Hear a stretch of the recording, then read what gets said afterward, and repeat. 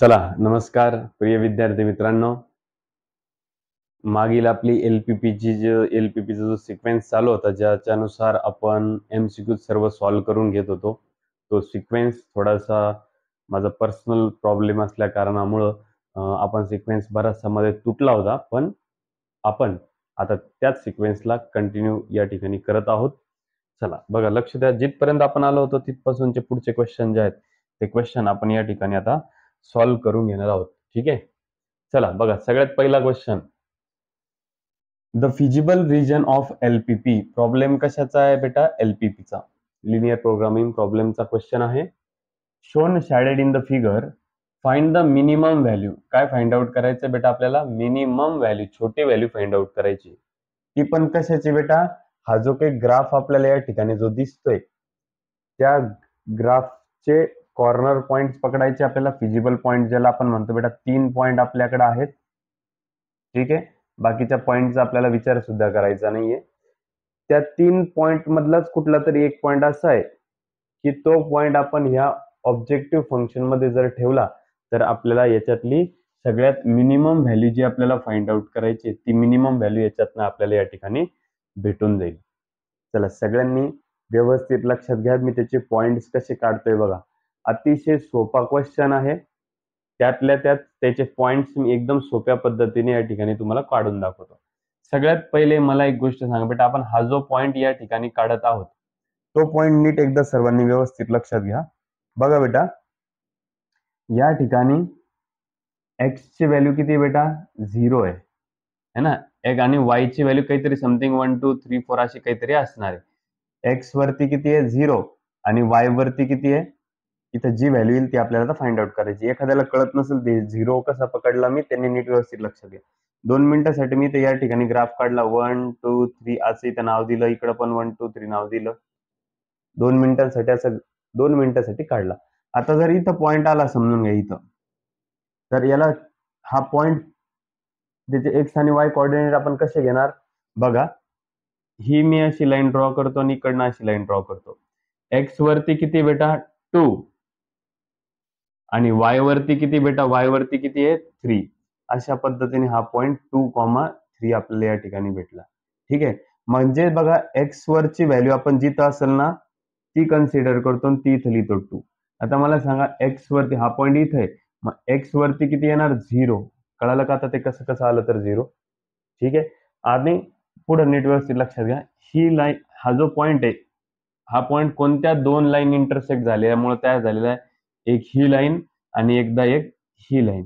मग आपल्याला इथून एक्स ची व्हॅल्यू तर 0 भेटली. ती व्हॅल्यू, एक्स ची व्हॅल्यू जे 0 आहे, एक्स ची व्हॅल्यू 0, ती व्हॅल्यू ही जी दुसरी लाईन दिसते म्हणजे हा ग्राफ, त्याच्यामध्ये पुट करा. बघा बेटा, तिथे इक्वेशन काय आहे? X plus 3y is equal to 9. X ची व्हॅल्यू किती आपल्याकडे? 0 plus 3y is equal to 9. आपल्याला y काढायचंय, हा 9, हा मल्टिप्लायचा 3 तिकडे डिवाइड मध्ये जाणार. y ची व्हॅल्यू 3 1 जा 3, 3 3 जा काय ती भेटली बेटा? 9. y 3 भेटली. y ची व्हॅल्यू किती भेटली? 3. अशा पद्धतीने तो पॉइंट आपल्याला या ठिकाणी भेटला. आता परत पुढचं बघा बेटा, इथं सुद्धा मला सांगा, एक्स ची व्हॅल्यू किती बेटा? 0 वरती ही लाईन है ना. हा जो पॉइंट भेटला कोणत्या 2 लाईन इंटरसेक्ट झालेल्या आहे? एक ही लाईन, त्याचं इक्वेशन आपल्याकडे आहे, आणि एक दुसरी ही लाईन. ह्या 2 लाईनींची टक्कर झाल्यामुळे हा पॉइंट तयार झालेला आहे. मग त्याच्यामध्ये एक्स ची व्हॅल्यू किती आहे? एक्स वरती हा 0 दिसतोय, म्हणजे एक्स ची व्हॅल्यू किती भेटली बेटा आपल्याला तिथं? 0. आता वाय ची व्हॅल्यू काढायची. मग ही लाईन आणि ही दुसरी लाईन, दुसऱ्या लाईनचं इक्वेशन आपल्याला या ठिकाणी दिसतंय. बरं, मग ही जे एक्स ची व्हॅल्यू 0 आहे ती आपण त्यात पुट करूया. 0 plus Y is equal to 5. सांगा, वाय ची व्हॅल्यू आपल्याला किती भेटली? तिथून 5 भेटली, लिहून दिली तिथं 5. 2 पॉइंट आपल्याला या ठिकाणी भेटलेले आहेत. तिसरा पॉइंट आपल्याला काढायचा आहे, तो आहे या ठिकाणी. बरोबर आहे. आता महत्वाची गोष्ट काय बेटा, तिथं एक्स वरती किती याच्यावरती, एक्स किती याच्यावरती आहे ते आपल्याला या ठिकाणी ते काही कळालं नाही. बघा लक्षात द्या, एक्स जो आहे तो किती याच्यावरती तेही माहित नाही, आणि वाय पण किती याच्यावर आहे ते पण आपल्याला माहित नाही. मग ते तर आपल्याला फाइंड आउट करायचं. मग कसं करणार? या दोन्ही ज्या इंटरसेक्ट झालेल्या लाईन आहे त्या दोघांचं इक्वेशन आपल्या जवळ आहे. बघा, ते जे इक्वेशन आपल्याकडे आहे ते इक्वेशन आपण या ठिकाणी सॉल्व्ह करूया. ह्या दोन्ही इक्वेशन, पहिले इक्वेशन घेतोय मी X plus Y is equal to 5, आणि दुसरं पण इक्वेशन घेतोय मी X plus 3y is equal to 9. ठीक आहे. बघा बेटा, आपल्याला सायमल्टेनियसली सॉल्व्ह करायचं, दोघांचं कोइफिशियंट सेम आहे, मी चिन्ह चेंज करतो, minus minus minus, plus x minus x या ठिकाणी कॅन्सल झाले, 1y minus 3y minus 2y होईल, 5 मायनस 9 मायनस 4 होईल, मायनस मायनस काटाकाटी झाले, हे y हे 4, हे मल्टिप्लायचं 2 इकडे डिवाइड मध्ये जाईल, 2 2 चा काय होऊन जाईल बेटा 4. अशा पद्धतीने या ठिकाणी y ची व्हॅल्यू किती भेटली तुम्हाला, 2 भेटली. ठीक आहे. आता आपण x ची व्हॅल्यू काढू. कशी काढणार, ही y ची व्हॅल्यू उचलायची आणि त्याच इक्वेशन मध्ये पुट करायची, एखाद्या कुठल्या पण पहिल्या किंवा दुसऱ्या कुठल्याही इक्वेशन मध्ये तुम्ही पुट करू शकता, काही प्रॉब्लेम नाही. y ची व्हॅल्यू 2 उचला आणि इथं ठेवा. चला, x ला x जशा तसं प्लस y ची व्हॅल्यू किती बेटा इथं 2 इज इक्वल टू समोर किती आहे 5, x ला x हे 5 ला 5 प्लस 2 तिकडे गेल्यावर काय झालं -2, आणि अशा पद्धतीने x ची व्हॅल्यू 5 मायनस 2 किती झाली बेटा 3. चला, तो पण 3 पण लिहून टाकला आपण इथं. असं कळालं तुम्हाला. आता हे तिन्ही पॉइंट आपल्याला या ठिकाणी भेटलेले, तिन्ही पॉइंट ह्या ऑब्जेक्टिव्ह फंक्शन मध्ये ठेवायचे, ज्याचं आन्सर सगळ्यात छोटं त्याला मिनिमम व्हॅल्यू म्हणायची. चला लक्षात घ्या, इक्वेशन लिहून टाकतोय मी या ठिकाणी. बघा इक्वेशन काय बेटा, z is equal to 11x plus 7y. ठीक आहे. चला, नंबर 1 पॉइंट, दुसरा पॉइंट आणि तिसरा पॉइंट, तिन्ही पॉइंट ठेवून बघू आपण. चला, पहिला पॉइंट पकडूया आपण 0,3. कोणताही पॉइंट पहिला दुसरा तिसरा कोणत्याही सिक्वेन्सने पकडला तर आन्सर मध्ये काही चेंज होणार नाही. त्याच्यानंतर 0,5 हा एक पकडू आपण पॉइंट, आणि तिसरा पॉइंट पकडूया 3,2. ठीक आहे. चला, पुट करा बेटा याच्यामध्ये, z is equal to 11 into x ची व्हॅल्यू किती बेटा आपल्याकडे 0 प्लस 7 इंटू y ची व्हॅल्यू किती बेटा आपल्याकडे 3. चला, 11 इंटू 0 0 प्लस 7 इंटू 3 21, 0 प्लस 21 आपल्याला किती भेटलं बेटा आन्सर 21 भेटलं. चला, नेक्स्ट वाला आता पुढचं घेऊया. बघा लक्ष द्या, z is equal to 11 x ची व्हॅल्यू किती आता यावेळेस 0 आहे, प्लस 7 इंटू y ची व्हॅल्यू किती आता आपल्याकडं 5 आहे. सांगा, 11 इंटू 0 0 प्लस 7 इंटू 5 35, 0 प्लस 35 किती आन्सर भेटेल आपल्याला 35. चला, सेकंड पण पॉइंट पुट केला आपण, तिसरा पॉइंट पुट करूया आपण. चला लक्ष द्या इकडे, तिसरा पॉइंट पुट करतोय मी. z is equal to 11 into x ची व्हॅल्यू सांगा किती बेटा इथं 3, प्लस 7 इंटू y ची व्हॅल्यू किती बेटा आपल्याकडे, y ची व्हॅल्यू आहे 2. 11 त्रिक किती झाले बेटा इथं 33, प्लस 7 दुने किती झाले बेटा 14. सांगा दोघांचे एडिशन, 3 आणि 4 7, 3 आणि 1 4. अशा पद्धतीने तीनही पॉइंट जे होते आपले, 3 पॉइंट जे आले होते ते तिन्ही पॉइंट आपण ह्या इक्वेशन मध्ये ठेवले. xy ची व्हॅल्यू x आणि y च्या जागेवर आपण पुट करून त्याचे आन्सर्स काढले. पण आता मला एक गोष्ट सांगा, आपल्याला परीक्षेमध्ये कोण विचारलेले, त्यांनी मिनिमम व्हॅल्यू विचारली. मग तिघ जे आन्सर आपले आलेले त्याच्यामध्ये मिनिमम व्हॅल्यू तुमची कोणती आलेली, तिघांमध्ये मिनिमम कोण आहे, तिघांमध्ये मिनिमम 21 आहे. म्हणून दिलेल्या क्वेश्चनचा आन्सर हे ऑप्शन नंबर सी आहे. आता बरेच जण म्हणून सर याला परीक्षा सोडवण्यासाठी खूप वेळ लागेल. मी तुम्हाला फार डिटेलमध्ये याला सोडवून दाखवलं म्हणून इतका वेळ लागला. इतका वेळ लागत नाही, याच्यातनं टाइम रिड्यूस होतो. पण तरी पण शॉर्टकट मेथडने आन्सर याचं आलं का नाही आलं, मग लक्षात ठेवा सीईटी ला सुद्धा अशा पद्धतीचे पण क्वेश्चन्स परीक्षेला येत असतात. आलं का लक्षात? जसं काय प्रत्येक एकदम लगेच 10 सेकंदात आणि 5 सेकंदात सॉल्व्ह होईल असे क्वेश्चन पण नसतात. काही काही क्वेश्चन अशा पद्धतीचे पण येतात. हा ठीक आहे, फक्त आपण फार जास्त वेळ घेतला, इतका जास्त वेळ न घेता आपण हे पटापटा तोंडी पण कॅल्क्युलेशन होऊ शकतं. फॉर एक्झाम्पल, एक्स ची व्हॅल्यू किती आहे 0, बरं ठेवा. चला ह्या इक्वेशन मध्ये 0 जरी इथं ठेवले, 3y इज इक्वल टू 9 आहे, y काढायचा आहे 3 तिकडे पाठवलं, 9 भागिले 3 डायरेक्ट विदाऊट सोडवता पण हे काढता येतं. असं असे पॉइंट पटापट पटापट काढून पटापट पुढे सॉल्व्ह करता येतं, टाइम रिड्यूस करता येतो. पण ते तुमच्यावर डिपेंड आहे, तुम्ही किती प्रॅक्टिस करता त्याच्यानुसार तुम्हाला हे क्वेश्चन पटापट सोडवायला भेटू शकतात. चला जाऊयात पुढच्या क्वेश्चन कडे. Okay, the feasible region for an LPP shown shaded in the figure. Okay, अरे वा, बघा डायग्राम पण दिले, त्याचे चारही पॉइंट्स पण दिले, पॉइंट सुद्धा काढायची आवश्यकता नाही. बर, मग पुढे काय प्रश्न आहे, determine the maximum and minimum value. Okay, आता बघा 4 पॉइंट आपल्याला दिलेले, एक्स वायच्या व्हॅल्यू पण त्याच्यामध्ये दिलेले आहे. तुम्हाला काय करायचंय, हे जे इक्वेशन आहे आपलं z is equal to x plus I y, x plus 2y, हे जे तुम्हाला इक्वेशन या ठिकाणी दिसत आहे, याच्यामध्ये तुम्हाला हे चारीच्या चारी पॉइंट ठेवायचे आहे. चारीच्या चारी पॉइंट ठेवून त्याच्यामध्ये चारही पैकी सगळ्यात मोठी व्हॅल्यू जी असेल ती मॅक्झिमम झाली, जी छोटी व्हॅल्यू असेल ती मिनिमम झाली. मॅक्झिमम आणि मिनिमम अशा दोनही व्हॅल्यू तुम्हाला या ठिकाणी काढून दाखवायच्या.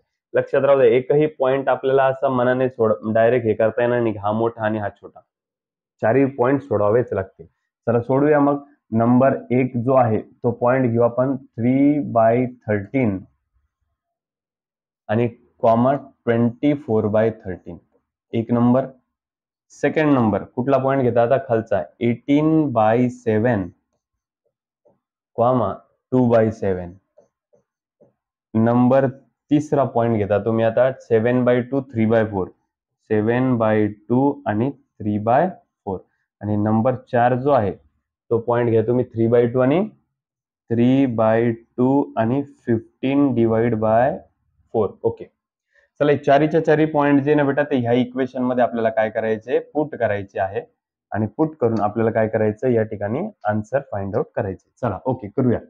बघा z इज इक्वल टू, सांगा एक्सच्या जागी काय बेटा 3/13 प्लस 2 इंटू वायच्या जागी काय बेटा 24/13.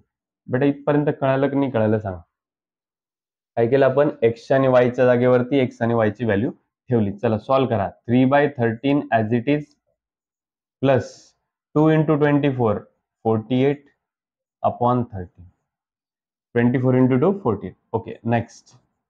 पुढे दोघांची ऍडिशन किती येते बेटा 51 अपॉन, दोघांचा बेस सेम असल्यामुळे आपण काय केलं एकदाच लिहून काढलं. बेटा पहिल्या पॉइंट ठेवल्यानंतर तुम्हाला या ठिकाणी आन्सर आपल्याला आता दिसून आलेला आहे.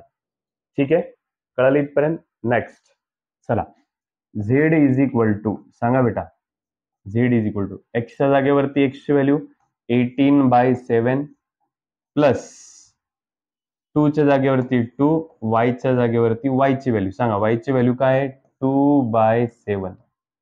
काय केलं कळालं का, एक्सच्या जागेवरती एक्सची व्हॅल्यू ठेवली प्लस 2 ला प्लस 2, वायच्या जागेवरती वायची व्हॅल्यू. ओके चला पुढे लक्षात घ्या 18/7 प्लस 2 2 जा 4/7. सांगा दोघांचा बेस सेम आहे, एकदाच घेतला. 18 प्लस 4 22. ठीक आहे, चलो next. z is equal to, सांगा एक्स ची व्हॅल्यू काय 7/2 प्लस 2 इंटू वायची व्हॅल्यू काय आहे 3/4, वायची व्हॅल्यू काय आहे 3/4.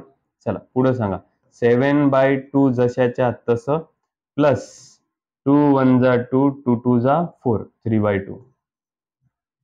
चला सांगा बेटा दोघांचा बेस सेम आहे, एकदाच घेतला आपण.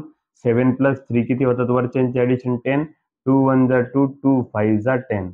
होत होतं म्हणून करून घेतलं बेटा, डिव्हिजन होत होतं म्हणून करून घेतलं, वरती होत नव्हतं पण आपल्याला जर गरज वाटली तर करावं लागेल. ठीक आहे, पण सध्या पुरता आन्सर तर काढून घ्या. z इज इक्वल टू पुढं एक्सच्या जागेवरती एक्सची व्हॅल्यू 3/2 प्लस 2 इंटू वायच्या जागेवर वायची व्हॅल्यू, वायची व्हॅल्यू किती बेटा 15/4. ओके परत एकदा 2 1 जा 2 2 2 जा 4. सांगा दोघांचा बेस सेम आहे, एकदाच घेतला आपण. वरती 3 प्लस 15 किती होतं 3 प्लस 15 18, 2 1 जा 2 2 9 जा 18. बेटा याचा आन्सर 9 आलं, याचा आन्सर 5 आलं. बेटा यांचा आन्सर काढावंच लागेल आपल्याला. त्याच्या मागचं रिझन असं आहे की आता कोण मोठं आहे कोण छोटं आहे हे आपल्याला पूर्ण परफेक्ट आन्सर काढल्यानंतरच कळेल. बरं आता 22/7 ची डिव्हिजन तर आपल्याला माहिती आहे बेटा, 22/7 म्हणजेच पायची व्हॅल्यू असते ती किती असते 3.14. ओके आता 51/13 करून घ्या बेटा आपण. 13 3 जा 39. ठीक आहे, 3 पॉइंट आणि पुढं 9 समथिंग काहीतरी आन्सर येते आपलं. कळालं इथपर्यंत, ते तुम्ही आता कॅल्क्युलेट करा. ठीक आहे, तुम्हाला कळून जाईल. आता आपल्याकडे किती आन्सर आहे बेटा 4 आन्सर आहे. मला सांगा चारही आन्सर मध्ये सगळ्यात छोटं वाली जी व्हॅल्यू आहे ती तुम्हाला कोणती दिसते. बघा या दोघात थोडं जमलिंग होणार होतं पण 3.9 आणि 3.1 ही छोटी दिसते आपल्याला. बघा लक्षात घ्या 3.14 ही जी व्हॅल्यू आहे म्हणजे ती कोणाची व्हॅल्यू आहे 22/7 ची. चला 22/7 आहे का कोणाकडं?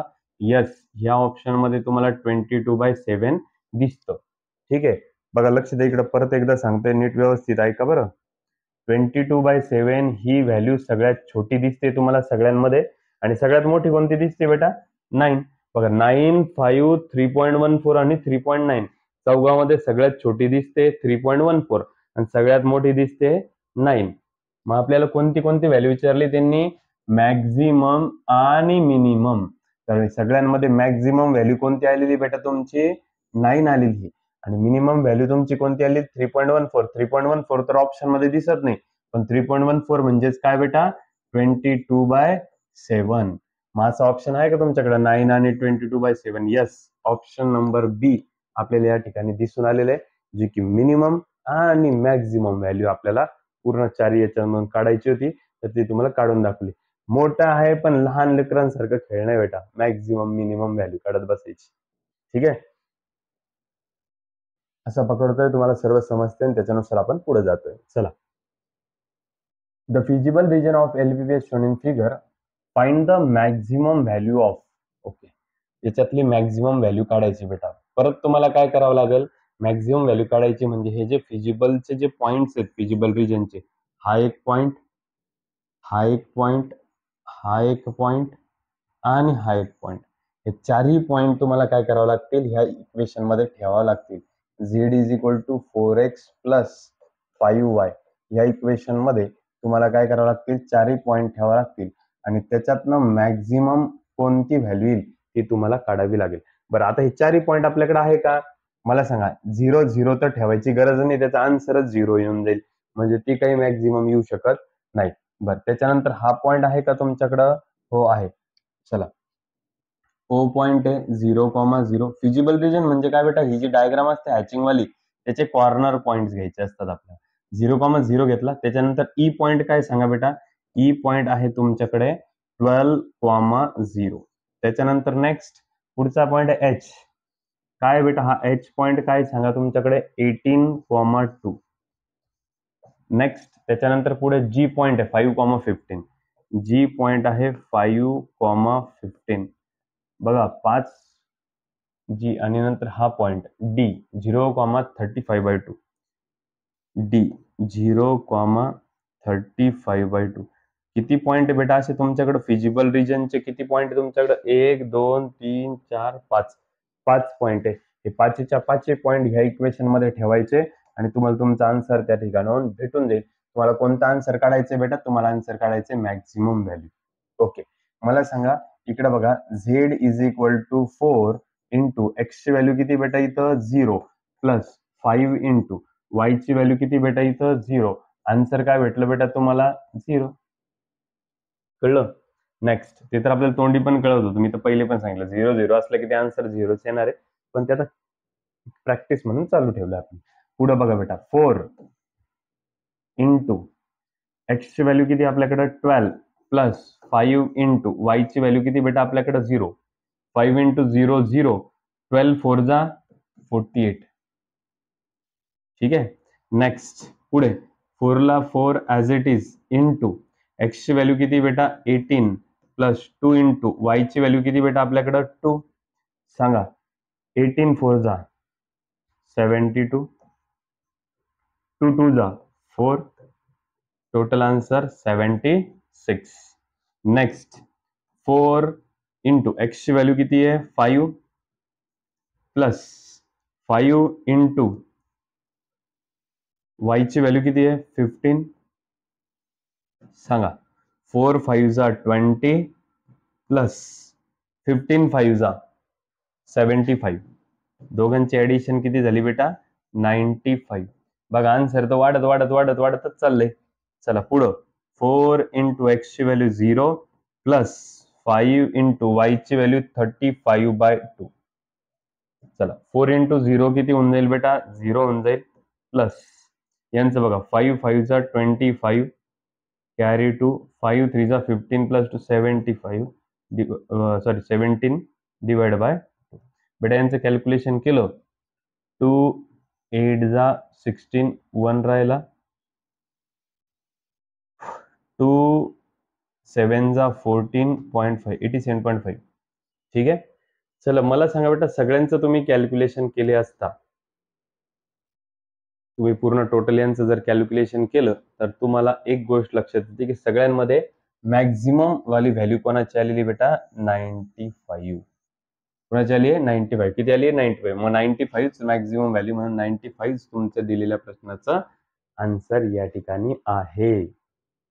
आहे की नाही बेटा? सोपं सोपे सोपे क्वेश्चन्स आहे, फक्त थोडा थोडा दिमाग लावायचा आहे आणि त्या पद्धतीने आता सॉल्व्ह करायचं. ओके, खूपच सुंदर असा क्वेश्चन आहे चिल्लर, पण फार पोरांना डोकं त्याच्यामध्ये डोकं लावत बसण्यासारखा क्वेश्चन आहे. आता नीट व्यवस्थित लक्षात घ्या बेटा, मी समजावून सांगतो. तुम्ही आता याला काय कशा पद्धतीने सोडवायचं म्हणजे पूर्ण सॉल्व्ह नाही करत बसायचं. सॉल्व्ह करत बसलं तर अजून तुम्ही किचकट होत जाणार, अजून डोकं तुमचं लागणार नाही, अजून परेशानी तुमची होत जाणार. दिलेला क्वेश्चन सोडवत असताना एक गोष्ट लक्षात घ्यायची फक्त, जी तुम्हाला याच्या अगोदर पण मी सांगितलेली आहे, ती म्हणजे ही आहे. मला सांगा, एक एक कॅन्सल करत चालायचं इक्वेशन. आता बघा याच्यात x इज ग्रेटर दॅन 6 आहे, x इज लेस दॅन 6 आहे. सगळ्यात महत्वाची गोष्ट मला सांगा, 6 तुम्हाला कुठं दिसतंय x वरती? जवळपास हे इथं, म्हणजे हीच लाईन ती असावी. कोणती? ह्या इक्वेशनची लाईन. x वरती किती? 6 6 6 6 दिसतंय सर्व याच्यामध्ये, बरोबर आहे. मग ती 6 वाली लाईन बघा तुम्ही, x ऍक्सिस वरती तुम्हाला 6 कुठं दिसतंय? इथं दिसतंय, म्हणजे ही ती लाईन आहे. इथपर्यंत कळालं तुम्हाला? आता मला एक गोष्ट सांगा, त्या लाईनीमध्ये x, मी तुम्हाला सांगितल्यानुसार हे तोंड कुठे आहे बेटा त्यांचं? इक्वेशनचं, ग्राफच्या इक्वेशनचं x is less than or equal to 6 आहे, म्हणजे x जो आहे तो 6 च्या पेक्षा कसा आहे? बरोबर आहे किंवा 6 पेक्षा लहान आहे. आपल्याला असं चिन्ह पाहिजे. हे दोन चिन्ह काय सांगून जातात मला सांगा? x जो आहे तो 6 पेक्षा कसा आहे बेटा? x जो आहे तो 6 पेक्षा मोठा आहे. कसा आहे? मोठा आहे. मला सांगा, x जो आहे तो 6 पेक्षा जर मोठा असता तर ग्राफ इकडे आला असता ना, आहे की नाही? पण तो 6 पेक्षा कसा आहे बेटा? x जो आहे तो 6 पेक्षा आपल्याला कसा पाहिजे? छोटा पाहिजे. x जो आहे तो 6 पेक्षा आपल्याला छोटा पाहिजे, है ना? ज्याच्याकडे 2 तोंड असतात तो मोठा असतो, ज्याच्याकडे एकच तोंड असतं ते छोटा असतो. मग x आपल्याला कसा पाहिजे? 6 पेक्षा छोटा पाहिजे किंवा त्याच्या बरोबरीने पाहिजे, किंवा त्याच्या बरोबरीने पाहिजे. मग असं इक्वेशन तुम्हाला कुठं कुठं दिसतंय? ह्या आणि ह्या इक्वेशन मध्ये. त्याच्यामुळे हे दोन ऑप्शन जे आहेत ते तुमचे डायरेक्टली या ठिकाणाहून काय झाले बेटा? कॅन्सल झालेले आहेत. इथपर्यंत कळालं तुम्हाला? हे कळालं की नाही कळालं सांगा मला. काय मला सांगा, ग्राफ जो आहे ना तो हे 6 इथं आहे, x वरती 6 इथं आहे. जर ग्राफ म्हणजे x हा जर 6 पेक्षा मोठा असता, 6 पेक्षा मोठा असता तर ग्राफ तिकडे आला असता.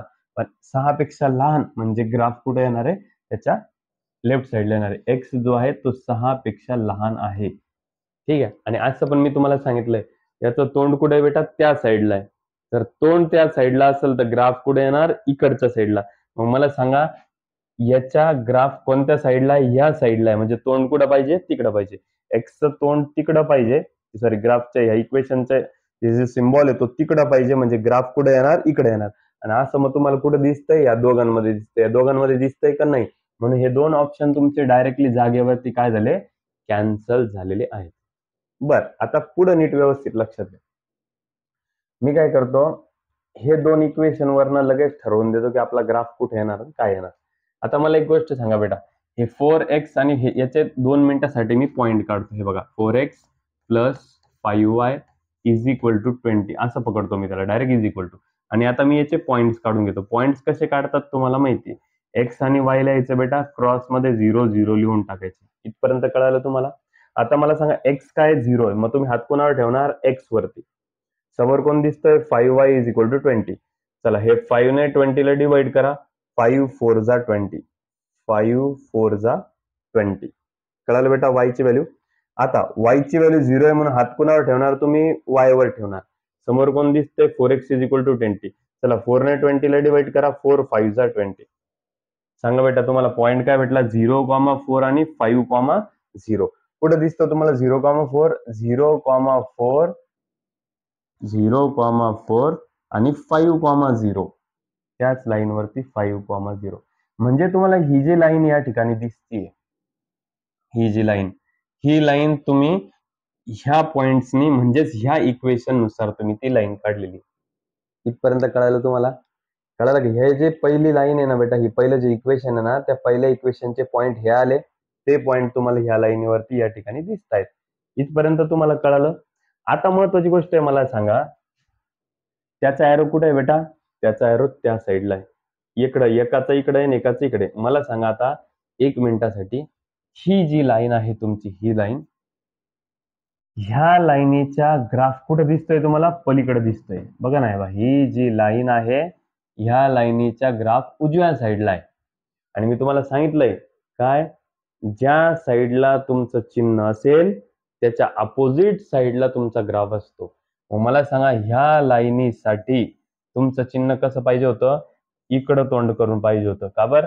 इकडं तोंड करून जर हे असेल तर ग्राफ पलीकडे तोंड करून काढला जातो, आणि ग्राफ आपल्याला पलीकडे दिसतं म्हणजे आपलं तोंड कुठं पाहिजे?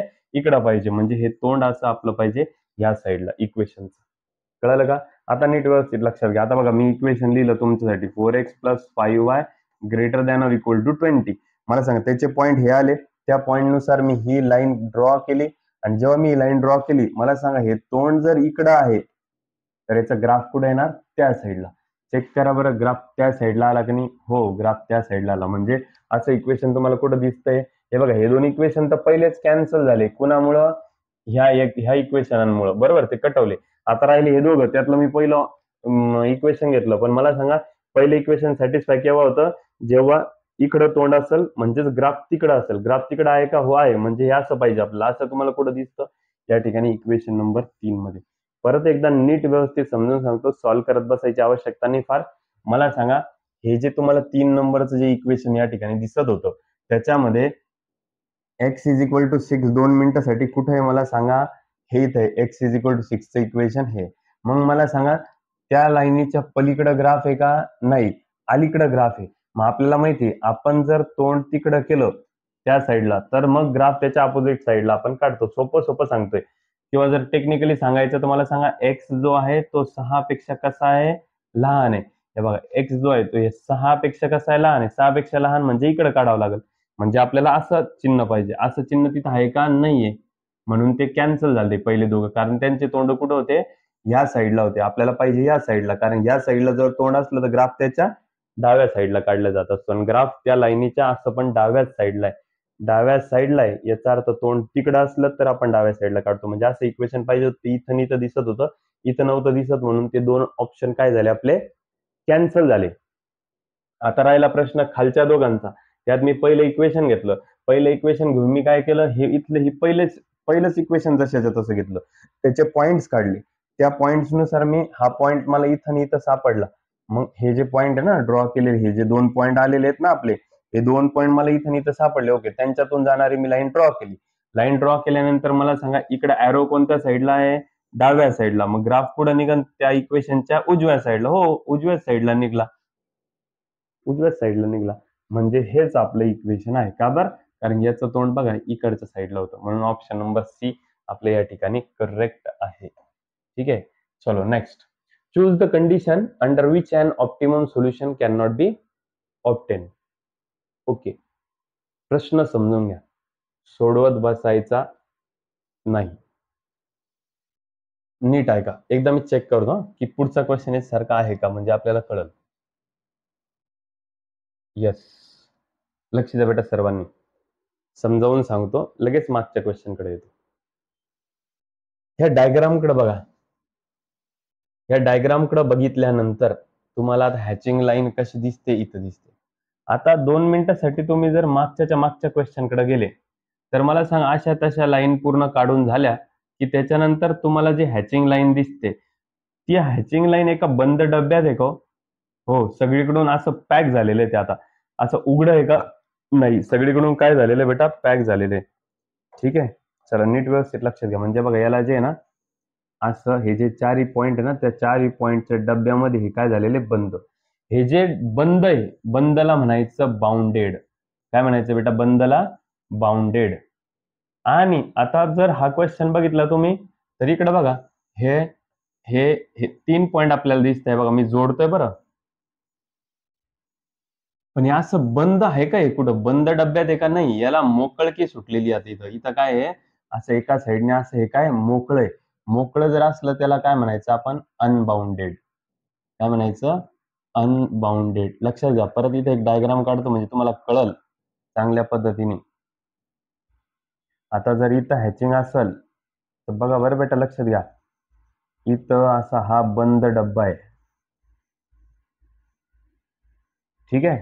आणि इथं हा बंद डब्बा आहे का? नाही. हे बघा, असं आलं, असं आलं, असं आलं, हॅचिंग असं. आणि असं जुडलं का ते? असं परत हे असं जुडलं का? इथं बघा कसं असं आलं, असं आलं, आणि हे परत इथं जुडून गेलं. या पूर्ण जुडल्याच्या मध्ये हॅचिंग लाईन आहे. याला काय म्हणायचं बेटा? याला म्हणायचं बाउंडेड. आपण मागच्या क्वेश्चन मध्ये पण बघितलं, बाउंडेडच रिजन होतं. परत एकदा बघून घ्या वाटल्यास. हे बघा, बंद डब्यात आहे, हे बंद झालेलं आहे. आलं का लक्षात? आणि तेच ह्या क्वेश्चन मध्ये काय आहे? अनबाउंडेड आहे. लक्षात घ्या. मग त्यांनी आपल्याला प्रश्नात काय सांगितलं? मॅक्झिमाइज. मॅक्झिमाइज म्हणजे काय बेटा? मॅक्झिमम व्हॅल्यू काढा. मॅक्झिमाइज म्हणजे काय? मॅक्झिमम व्हॅल्यू काढा. बेटा, जो ग्राफ अनबाउंडेड असतो त्याला मॅक्झिमम व्हॅल्यूच नसते. काय? त्याला मॅक्झिमम व्हॅल्यूच नसते. मग इथं मॅक्झिमम व्हॅल्यू काय येणार? Unbounded solution. बाउंडेड नाहीच, अनबाउंडेड आहे. हे काही तर अनबाउंडेड आहे. उघडं हे अनबाउंडेड आहे. बाउंड केलेलं आहे का? नाही, अनबाउंडेड आहे. बांधून ठेवलेलं आहे का? नाही, अनबाउंडेड आहे. बाउंडेड बांधून ठेवलेलं बॉक्स मधलं अनबाउंडेड, विदाउट बॉक्स न बांधून ठेवलेलं अनबाउंडेड. अनबाउंडेड आहे म्हणून मॅक्झिमा काय? मॅक्झिमाइज काय येणार आहे? अनबाउंडेड. माहितीच नाही काही.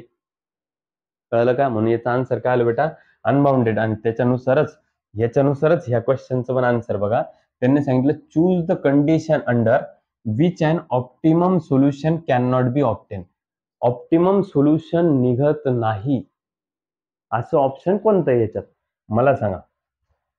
Maximise the objective function when the feasible region is bounded. Bounded असलं तर त्याचं मॅक्झिमम व्हॅल्यू निघते का? ऑब्जेक्टिव्ह फंक्शनचे मॅक्झिमम व्हॅल्यू निघते का? नाही, बाउंडेड असल्यावर नाही निघत. अनबाउंडेड असलं तर. मग पहिल्या ऑप्शन मध्ये बघा काय दिलं त्यांनी? Maximise the objective function when the feasible is unbounded. आपल्याला काय सांगितलं त्यांनी? प्रश्न काय? Choose the condition under which the optimum solution can not be obtain. Optimum solution केव्हा भेटत नाही? प्रश्न काय आहे? Optimum solution can not be obtain.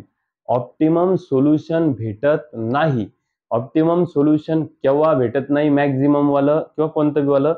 जेव्हा रिजन कसं असतं? अनबाउंडेड असतं. नीट शब्दाचा अर्थ समजून घ्या बेटा. पहिले शब्दाचा नीट अर्थ समजून घेणं गरजेचं आहे.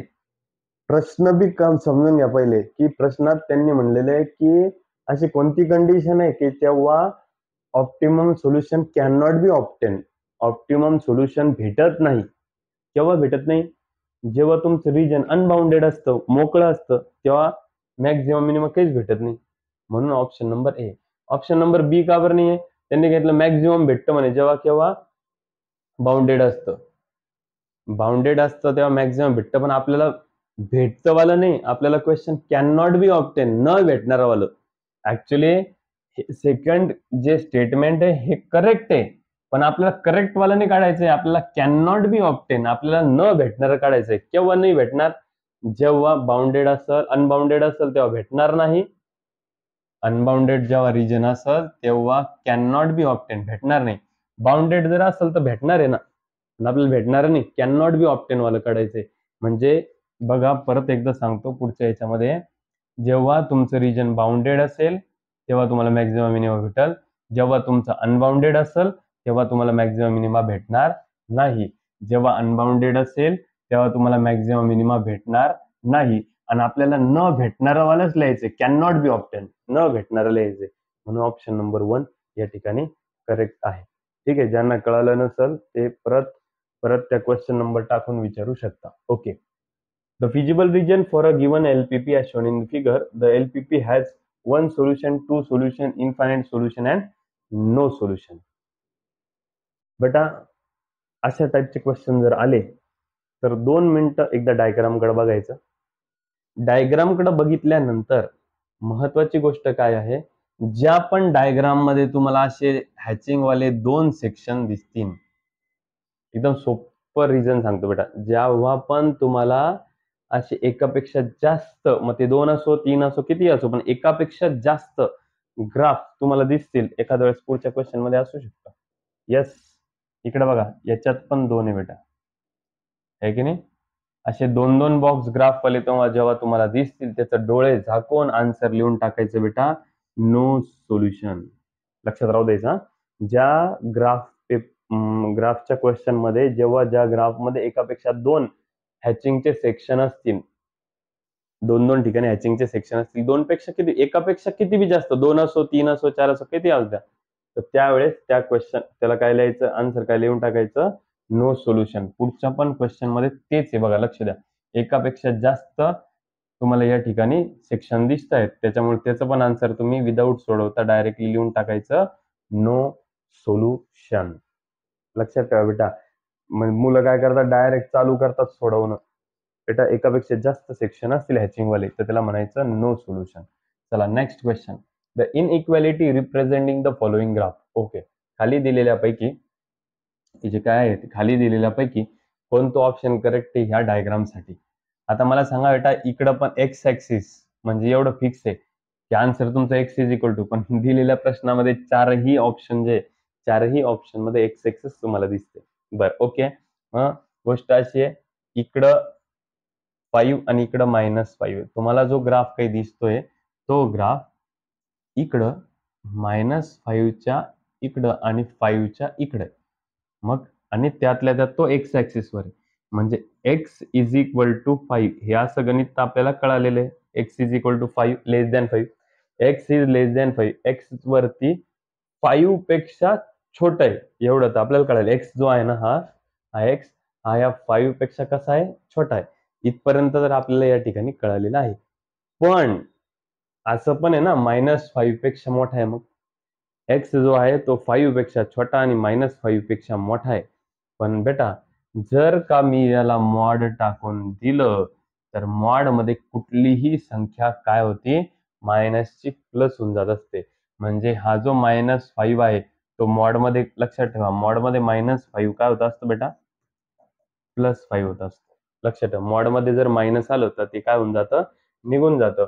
म्हणून या दिलेल्या क्वेश्चनचा आन्सर ऑप्शन नंबर ए, की हा जो एक्स आहे तो 5 पेक्षा कसा आहे, छोटा आहे. मग या एक्सच्या जागी 5 ठेवा किंवा -5 ठेवा, ते काय होऊन जातं, ऑटोमॅटिकली प्लस होऊन जातं. इतके पण असे चिल्लर क्वेश्चन किंवा असे क्वेश्चन्स परीक्षेला शक्यतो विचारले जात नाहीत, पण आपण घेणं गरजेचं होतं. चला पुढं. ओके, बघा बेटा, या ठिकाणी एक इक्वेशन तुम्हाला या ठिकाणी दिसते, सॉरी, ठीक आहे. त्या इक्वेशन नुसार तुमचा कुठला ग्राफ येणार आहे असं त्यांनी विचारले. अतिशय सोपं आहे, गडबड करू नका. बघा किती सोपे तर. इक्वेशन लिहितो बेटा मी या ठिकाणी. बघा इक्वेशन काय आहे, 2 in bracket x-2 greater than x-5 असं आहे. तुम्ही काय करा बेटा, ब्रॅकेटला पहिले सोडवून घ्या. चला 2 न मध्ये मल्टिप्लाय करा, 2 into x 2x minus 2 to जा 4 ग्रेटर दॅन x-5. काय केलं बेटा, 2 ने ब्रॅकेटला मध्ये मल्टिप्लाय करून घेतलं. चला पुढे नीट व्यवस्थित लक्षात घ्या सगळ्यांनी. बघा इकडे 2x ऍज इट इज, तिकडचं प्लस एक्स जे आहे ते इकडे आल्यावर काय होईल, -x. समोर कोण आहे बेटा, -5. -4 तिकडे गेल्यावर काय झालं बेटा, +4. 2x - x एकच x greater than minus plus minus, answer आला बेटा -1. आता मला एक गोष्ट सांगा, याचा अर्थ काय होतो, x is greater than -1. X वरती -1 कुठं राहणार आहे बेटा, इथं राहणार आहे. इथं 0 राहील, -1 राहील, -2 राहील, तिकडं 1 2 राहील. एक्स जो आहे तो मोठा आहे कोणापेक्षा, -1 पेक्षा. हा जो एक्स आहे तो ह्या -1 पेक्षा, -1 वरती मी काय केली बेटा, या ठिकाणी लाईन ड्रॉ केली आहे बघा. एक्स जो आहे तो ह्या -1 पेक्षा, एक्स जो आहे तो ह्या -1 पेक्षा कसा आहे, मोठा आहे. चला काढा बरं मग, एक्स जो आहे तो ह्या -1 पेक्षा मोठा, -1 पेक्षा मोठा म्हणजे कुठे बेटा, इकडं. अशी डायग्राम तुम्हाला कुठे दिसते का, हे का इथंच दिसते. हा जो एक्स आहे तो ह्या -1 पेक्षा कसा आहे बेटा मोठा आहे. काही जण म्हणते तुम्ही लाईन मारल्या सरळ आडव्या का नाही मारल्या? अरे लाईन कशाही मारा, लाईन कशाही मारा, काही प्रॉब्लेम नाही. लाईन मारता आली पाहिजे फक्त बस. लक्षात ठेवा एक्स जो आहे तो -1 पेक्षा कसा आहे मोठा आहे. हा जो एक्स आहे तो या -1 पेक्षा कसा आहे मोठा आहे, म्हणजे -1च्या इकडे काढायची डायग्राम. आता नीट व्यवस्थित लक्षात घ्या, सगळ्यात पहिले महत्वाचं. मी असं पण तुम्हाला सांगितलंय, मला सांगा याचं तोंड कुठे आहे बेटा? लेफ्ट साईडला आहे. -1 इथं ठेवून दिलं तुम्ही एक्स वरती -1, त्याचं तोंड कुठे आहे? लेफ्ट साईडला आहे. मग ग्राफ कुठं काढणार तुम्ही? राईट साईडला. हे बघा राईट साईडला ग्राफ. ऑप्शन नंबर ए दिलेल्या क्वेश्चनचा आन्सर या ठिकाणी आहे. तर अशा पद्धतीने या ठिकाणी आपण मध्ये थोडासा गॅप झाल्यानंतर परत एकदा आलेलो आहेत आणि त्यामध्ये आपण आज खूप छान पद्धतीचे, ज्याच्यात खूप साऱ्या कॉन्सेप्ट क्लिअर होतील अशा पद्धतीचे क्वेश्चन्स आपण या ठिकाणी सोडवून घेतलेले आहेत. पुढच्या लेक्चरमध्ये लगेचच छानपैकी अजून व्यवस्थित, अजून खूप चांगल्या ट्रिक्सचा, टिप्सचा आणि कॉन्सेप्टचा भडीमार पुढच्या क्वेश्चनच्या या सिक्वेन्सच्या या सिरीजमध्ये आपल्याला पाहायला भेटणार आहे. अजून 5 ते 6 दिवस आपण साधारणतः ह्याच चॅप्टरचे क्वेश्चन कंटिन्यू करणार आहोत. त्याच्यानंतर पुढचा चॅप्टर येणार आपला तो म्हणजे वेक्टर. ठीक आहे, तयार राहा, कंटिन्युअसली प्रॅक्टिस करत राहा. कंटिन्युअसली तुमच्यासोबत मी जोडलेलो आहेच. ठीक आहे, भेटूयात पुढच्या व्हिडिओच्या म्हणजे पुढच्या लेक्चरमध्ये. ठीक आहे, तब तक